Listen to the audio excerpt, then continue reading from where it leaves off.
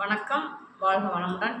இன்னைக்கு திருவாசகத்தில் அடுத்த 26 to 31 வரைக்கும் என்ன திருவாசகத்தில் உள்ள பாடலும் அதில் உள்ள பொருளும் என்னன்னு பார்ப்போம். சரியா? ஆண்டுகள் தோறும் அடைந்த அக்காலை ஈண்டியும் இருத்தியும் எனைப்பல பிழைத்தும் காலை மலமோடு கடும்பகல் பசினிசி வேலை நித்திரை யாத்திரை பிழைத்தும் கருங்குழல் செவ்வாய் வெண்ணகை கார்மயில் அப்படின்னா இதுதாங்க இந்த பாடல்களோட வரி. இந்த பாடல் திருவாசகத்தில் 26 to 30 வரைக்கும் அந்த லைனில் உள்ளதுக்கு அந்த 5 வரைக்கும் உள்ள பொருள் தான் இதில் போட்டிருக்கு. அந்த பொருளை பார்த்து தான் உங்களுக்கு நான் அதை சொல்கிறேன்.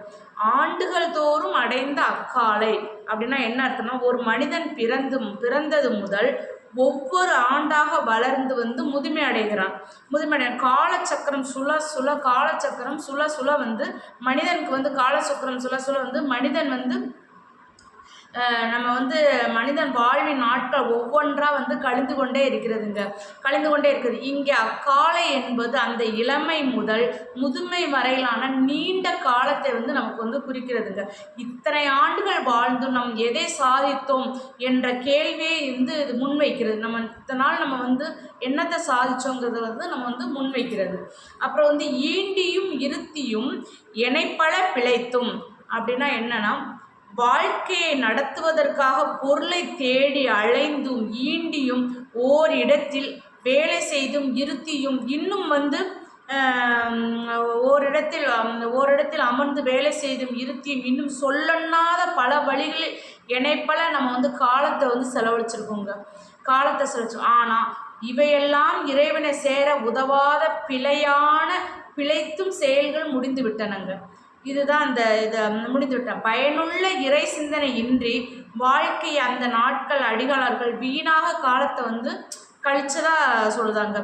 காலை மலமோடு கடும்பகல் பசினிசி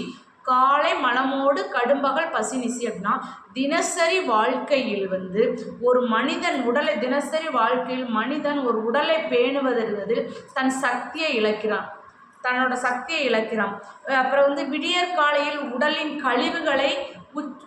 கழிவுகளை நீக்குதல், உச்சி வெளியில் கடுமையான பசியில் வாடுதல், கடும் பகல், இரவு நேரத்தில் களைப்பால்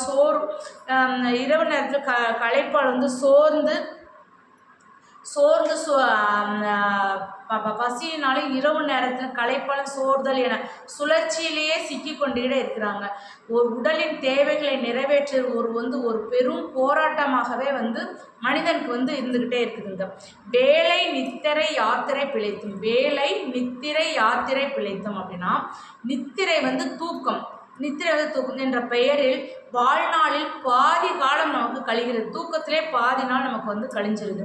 அடுத்து ஓரிடத்தில் மற்றொரு இடத்திற்கு செல்லும் பயணங்கள், யாத்திரை மற்றும் லௌகீகமான வேலைகளை தனி மனித வாழ்வு சிதறி போகிறதுங்க.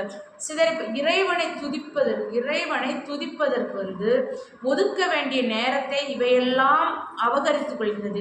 இவையெல்லாம் பிழை, அதாவது தவறுதலாக கால மேலாண்மைன்னு சொல்லி மாணிக்கவாசகர் இதை கூறுகிறார்கள். கருங்குழல் செவ்வாய் வெண்ணகை கார்மயில் அப்படின்னா இறுதியாக உடலில் உலகில் ஆசைகளில் மிக முக்கியமான பெண் மோகம் அல்லது காமம் கரிய கூந்தலையும் வெண்மையான பற்களையும் உடைய மயில் போன்ற பெண்களின் அழகில் மயங்கி ஆன்மா தன் குறிக்கோளை மறந்து சிற்றின்பத்தில்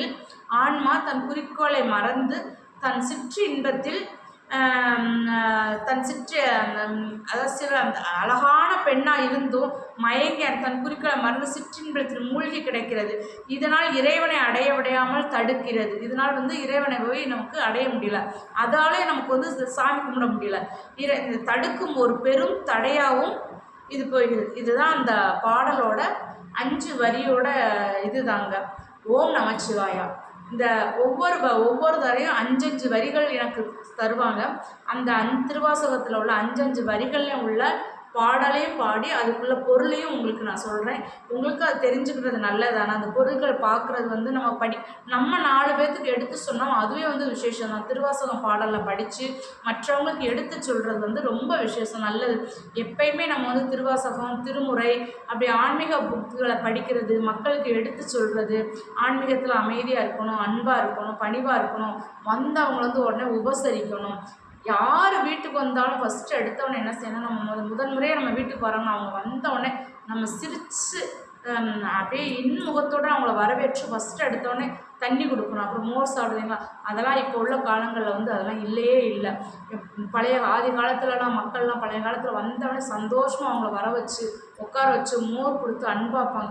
இப்போலாம் யார் வீட்டுக்கு போகிறதும் இல்லை, இதுவும் இல்லை. இந்த ஆன்மீகத்துலேயும் படிக்கணும், ஆன்மீக மக்களையும் மதிக்கணும். ஆன்மீகம் மட்டும் படித்தா போதும், நம்ம சாமி இருக்குது நம்ம எல்லாம் பார்த்துக்கிடுவோங்கிறதெல்லாம் கிடையாது.